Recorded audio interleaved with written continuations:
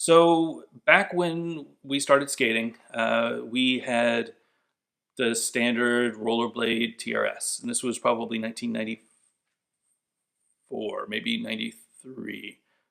And these are the skates that I'm talking about. So these have fallen apart. The North Carolina weather is horrible for old plastic, and this buckle has gotten destroyed in my garage, just like my t-shirt's going to be in about 30 minutes. But the Lightning TRS is the first real skate that I skated. This is the skate that we all started skating with. This is the skate that most people invented grinds on. So they invented the front side, they invented the back side, they invented the sole grind, the Mizu, the Makio, all that stuff. It was a more difficult time to do grinds. You can see by the height of the frame, these are 72 millimeter wheels, and the frame mount is, probably where a sole would be nowadays. It's tall enough that it's really difficult to do. If you were trying to do a boot down royale on this skate, you would probably struggle. And that sole, you can look at the size of the sole. It's like 2 fingers. I mean, the negative on most modern skates is bigger than 2 fingers. So we had to do tricks differently.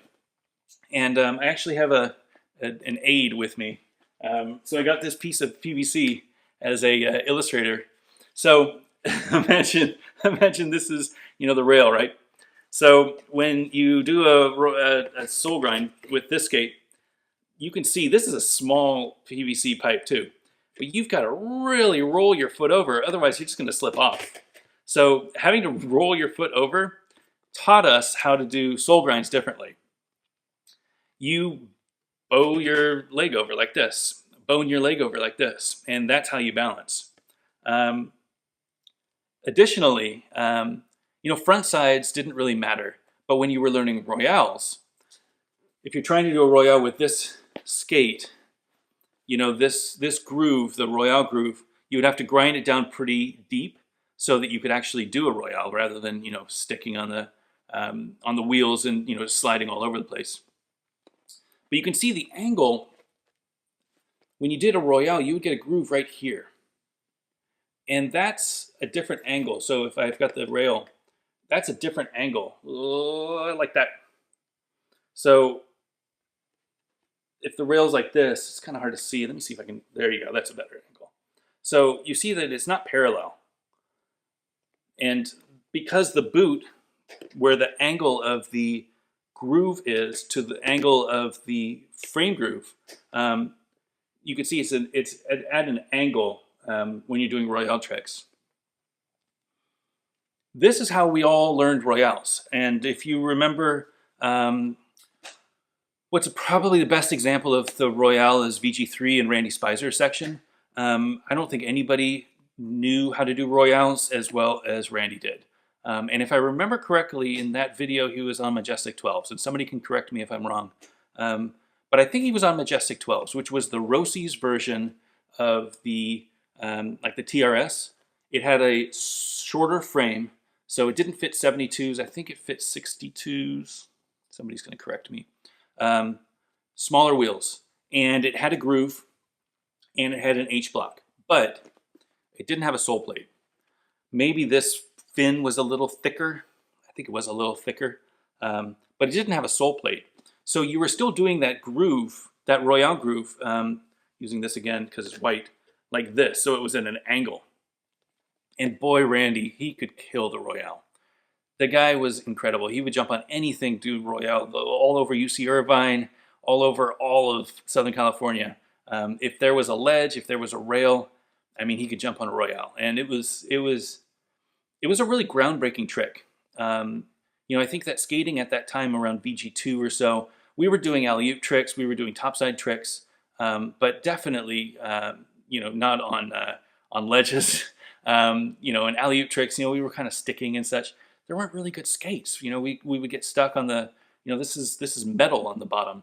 So we would get stuck on the metal if we were doing sole tricks or alley-oop tricks. But then the royale came, and I mean, it was, ridiculous. It was a revolution.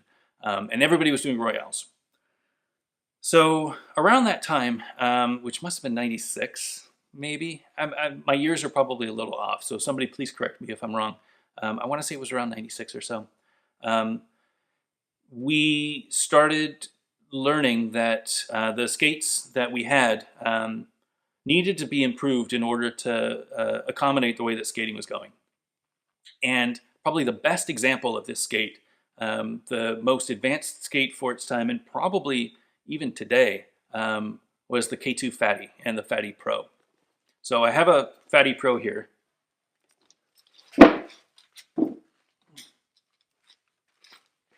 So this is the K2 Fatty Pro. This was actually Andy Cruz's original prototype. I got this from when Eisenberg Skate Park went out of business. A good friend went to an estate sale where they were getting rid of all of the old stuff from the skate park, and he got these for me. So incredible find. It comes with original 50/50 grind plate, the one before we even stamped the logo in them. It's incredible. And it comes with Cosmo mini flies. The bearings still roll.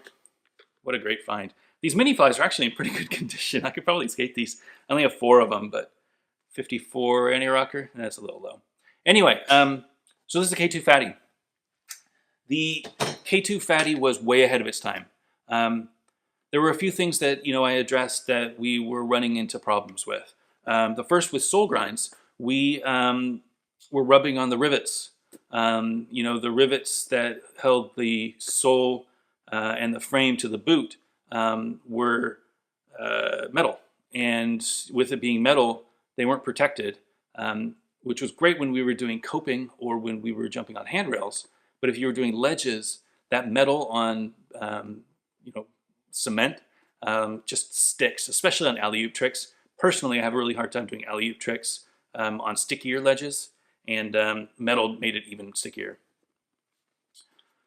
So these introduced a protected sole. So the sole is actually pretty worn down, but you can see on the negative side, the rivets are actually protected. So you can see that they're sunken underneath where the sole mounts. And that meant that when you were skating, your sole tricks weren't touching any rivets. You can see actually on the sole side, even though this skate is worn down pretty low, this is how high it should be, and then over here it's really worn down. The rivets still haven't been touched. So that was a huge breakthrough, and that allowed K2 skaters to do sole grinds and especially topside tricks real effortlessly. I mean, they were so good at them. But the real groundbreaking innovation of the K2 Fatty, in my opinion, was the Royale groove. So you remember with the TRS and then the Majestic 12, it was at an angle. This one was almost flat. Little bit angled, but almost flat. So when you would jump on, you jump on your rail, right? You just lock on at a perfect angle. So it's not the crazy angle that it used to be. Slight angle, but not this. It's this. And what that meant is that people could do royales differently. When they were jumping on royales, they were sliding on the plastic. They were locking on better in a royale groove. They didn't have to push their toes together and toes up and such like we had to learn how to do royales. It was a very different feeling. I don't know what they call this now. I would call it just a straight groove versus an angled groove. I'm sure there's a name for it, but that was something that I'm sure that there were other skates that did it first. But K2 is the one that I know, and I would give K2 credit for the innovation. They really made royale and groove tricks an incredible progression in our sport. You would see, the famous Jason Marshall backslide on that rail where he's got his shirt off and he's got his arm like this perfect backslide pose. That was in a K2 skate. And the reason for that is this material up here. So all the way at the top, this material was like a, I don't know if it was a plastic or a leather or what, but it was a little slower. So you could kind of balance on that material and it would slow you down a little bit. It wasn't just all plastic, which meant that you could balance these long royales on ledges or on specifically rails, backslides on rails. And you could balance for days because you were wearing on the material. You weren't wearing on this crazy plastic. As a result, skaters who grew up skating these K2 fatties have different, I guess the way that they do their royales, their angle, their style is different. I grew up on the TRS. So for me, my favorite style of skate, instead of this straight angle, I actually prefer the side angle, which is kind of like the Valo or the them skate. So these are my them skates. So the royale angle on these is that angle. It's very subtle. It's just a little bit, but it's a little bit more than if you were trying to get an Aeon or a shift. So that and the Valo. The Valo actually has a more pronounced angle. So this is that Valo angle. And you can see that the angle, goes, I don't know if it's like 20 degrees or something like that, an angle. But if you looked at a razor shift, so this razor shift, this angle lines up perfectly. And that's great for people who learned in the K2 fatty world, who learned on, what else? Probably the Deshi were like that. I don't know for sure, but I would imagine the Deshi were like that. The Aeons, any of those skates that lined up perfectly, that is a really nice way for them to ease back in. If they used to skate those skates, if you were skating fatties, you probably want a skate that has a lined up angle like this. If you were skating TRS and the other skates, maybe Oxygens back in the days, you probably want the Valos or the them skates. Now, which one's better? It's really hard to say. I bet there are people out there who have opinions on which one's better and which one's not. I think you could definitely argue that the straight angle is probably easier for doing unities and backside royales. If you were doing a backside royale on an angled groove, you do have the tendency of slipping off a little bit, but you can put more weight on your heel of your sole plate, and that helps you balance it out. I think it all just comes down to personal preference. For me, it was what I learned on. My royales are very V13 heavy, where I have that angle.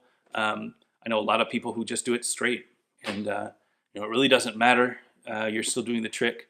You just got to find the skates that are best for you. So that's the groove. Frames make a big difference as well. And so to talk a little bit about the frames, I'm going to use my stick again. But I'll start with this. So this is a Razor Shift with a rollerblade blank frame. And the rollerblade blank frame is designed for anti-rocker. So you can see the groove is like a 4-finger groove on the inside. And the height of this frame where you get the groove is, what's that, 1 knuckle, I guess? Because this Razor Shift has a massive sole and the groove is nice and lined up, when you need to get boot down on a Royale, you don't have to get that far down. So right now I'm boot down, and that's crazy. That's not low at all. I mean, I don't know my angles, but that's not low at all. Take that and compare it to a Valo. So this is a V13. This is a V13 with the Volo frame. You can see the height of the Volo frame. You can see the deepness of the groove and the fact that the sole isn't very big. That means that this angle is going to be tighter. So when you're doing a Royale, you got to get a lot lower. And it might not look like a lot on the video, but it is a big difference in person. I don't know if I could put both of them on. I'll probably drop them all on my head. But that makes a huge difference. So if you're trying to get boot down on a Royale, two things that you should look at. You know, obviously, if you're a really great skater, you can do it with big frames. I've seen, so take a look at these.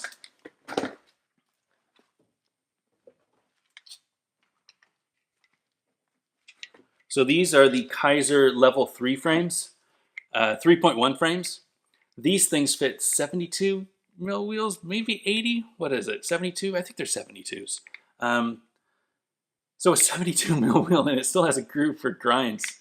So if you put this on, like for example, if you put this on that Volo, which already has a small sole,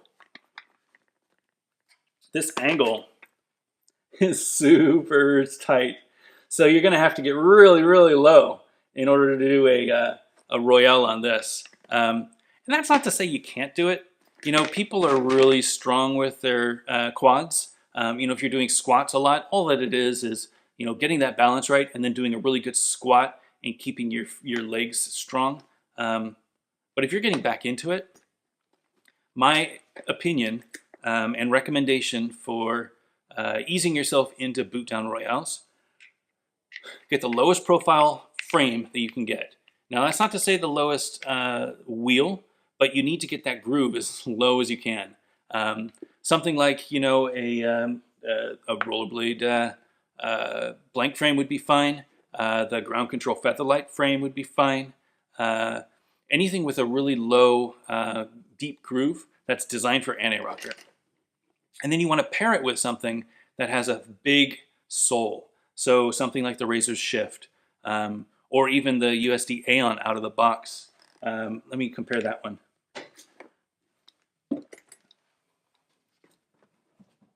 So the USD Aeon, just out of the box, this groove, the sole isn't huge, and this groove isn't super low, but because it angles pretty well, you don't have to get super low to get on the USD Aeon. The 60 millimeter USD Aeon. If you're on the 72, you're gonna have to get, you know, like that more. But if you're on the 60 millimeter Aeon, this is a pretty good setup out of the box. I would probably say the easiest skates to start learning Royales, and the skates that I switched to, and really the first skates that I felt comfortable doing Royales, were the Razor's Shift. And I think I was on Wish frames at the time, which is another great groove for a frame. It's a little taller than the blank frame, but the groove I feel is more forgiving, and you can balance a lot better. So I was on a Razor Shift with a Wish frame, or a Razor Shift with a Featherlight frame. That's probably a really great combination. If you're just getting back into it, if you want to start doing Royales and you don't have the leg strength yet to really balance yourself out, you can balance pretty well with that combination. The final thing I think to talk about is maybe topside tricks and sole tricks. So sole tricks, you know, people are going to say the bigger the sole, the easier it is, and that's absolutely true. This is, you know, the USD Aeon. This is the 60 mil Aeon. It's a pretty big sole. What I say that TRS was 2 fingers. I mean, this is almost 3 fingers. It's a huge sole. What I like also about the Aeon is you can see the light's kind of, there we go. You can see where I'm grinding it, and you can see a lot of wear on the outside, and then on the inside, that's like the rail groove, right? This is the ledge groove, the rail groove, or coping groove or whatever. I don't really skate rails that much, but it's the coping groove. So the groove, the way that the sole is angled, the less plastic that you have on the ledge, the faster you're going to go and the better you're going to lock. And this really matters when you're doing topside tricks for me. So when you've got a rail and you lock on topside. A lot of times for me, when I land topside, I'm actually rolling a little bit, and I push my foot down. So it's like a two-step process. So I kind of land topside, and then I push my foot down and lock myself on. You can see already, if I'm rolling like this, I'm gonna slip off because my boot the sole isn't there enough. You really gotta roll yourself over a little bit so that the sole of the boot locks onto the corner of the ledge or the coping. The lower the frame, the easier it is for rolling over onto topside tricks. And the bigger the sole, the easier it is to keep from slipping out on topside tricks. So I really like the USD Aeon for topside tricks. It is a fabulous skate. It is a low profile frame. It is one of the lowest profile frames. It is a nice big fat sole. Some people say that it's a little stiff. You're going to want a fairly squishy boot for topside tricks. The more loose, the easier it is. When you jump on topside, you could push down on that boot so that you don't actually have to have your leg like this, because that's really difficult, especially with new muscles who aren't used to doing topsides. But you could push down, and once you lock on, you just push and you can lock yourself in. It's harder on the Aeon than it is on like a Shift. The Razor Shift is a very squishy skate for me, and it's also another great example if you wanted to do topside tricks. I like the Razor Shift. I like doing the Razor Shift, doing the topside tricks with the Razor Shift and the Featherlights. I like them with the 50/50 frames.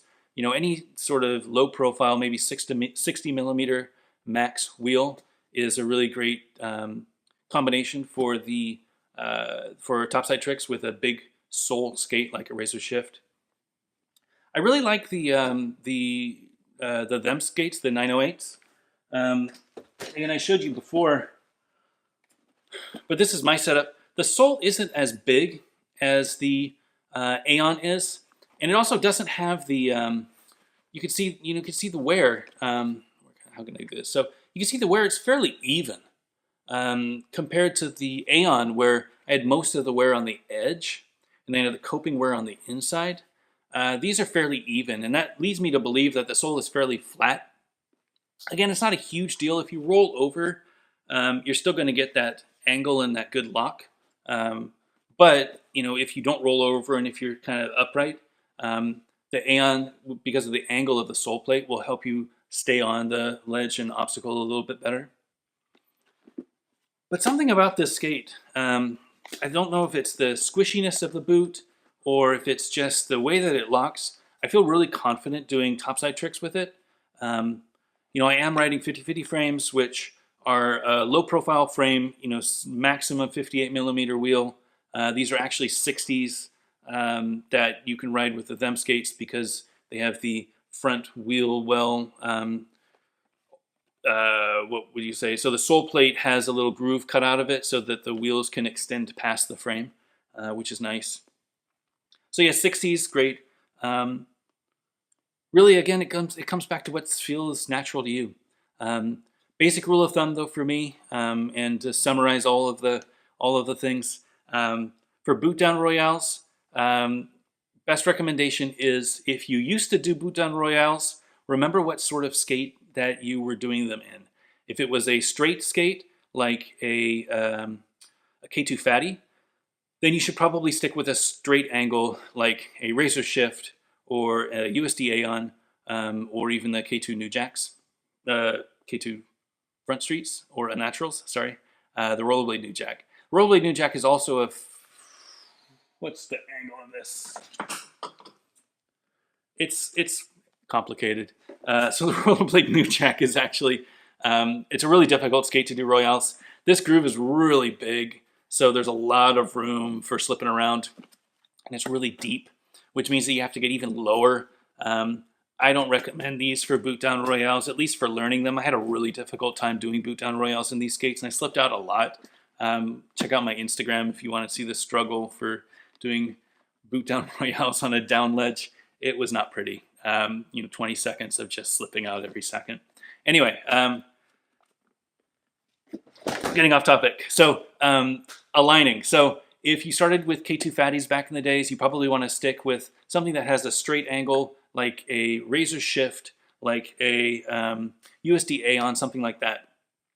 If you grew up skating the Majestic 12s or the Rollerblade Dirks, you probably want to stick with something with an angle, like the Them 908 or the Valo V13s, or any of the Razors.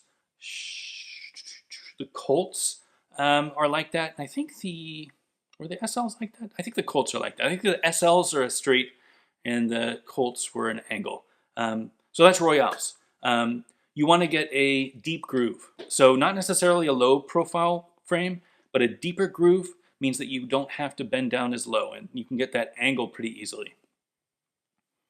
For sole tricks, I like to always get the biggest sole that you can get without scraping.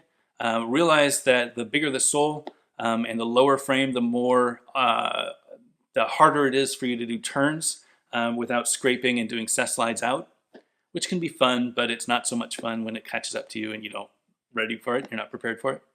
I like to get a big sole. I like to make sure that the sole is angled so that I lock on a little bit better.